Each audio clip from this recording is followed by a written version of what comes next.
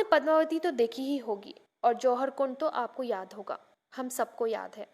क्या आपको पता है कि उस कुंड से आज भी गर्म लपटें आती हैं और आती हैं भयानक चीखों की आवाज़।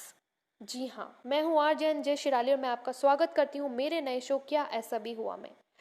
आज मैं आपको पद्मावती की खूबसूरती की डरावनी कहानी सुनाऊंगी। क्या ऐसा हो सकता है कि किसी स्त्री की खूबसूरती उसकी जान ले ले? मैं कहूँगी बिल्कुल हो सकता है। और उसका चिन्ह हमें राजस्थान के चित्तौड़गढ़ के महल में मिलता है। राजस्थान का अपना ही एक इतिहास रहा है। जितनी खूबसूरती की चर्चा उतनी ही डरावनी पर्चा। बात राजस्थान के चित्तौड़गढ़ के खूबसूरत महल की है, जिसका महल देखते ही बनता है। ये महल राजा रतन सिंह ने बड़े प्यार से बनवाया था। वैसे तो उनकी 14 रानियां थीं, पर पद्मावती उनकी खास पत्नियों में से एक थी।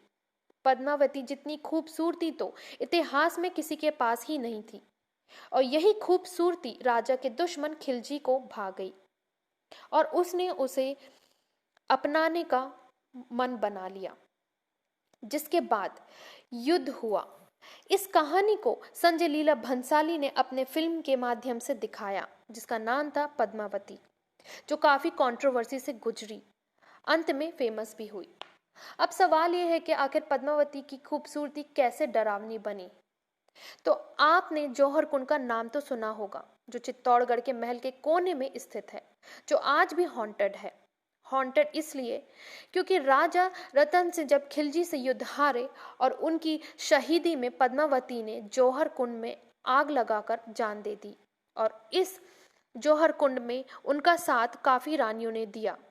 उस कुंड की आग की लपटें इतनी तेज थी कि कोई नजदीक न जा सका और चीखें बहुत दूर तक सुनाई पड़ी।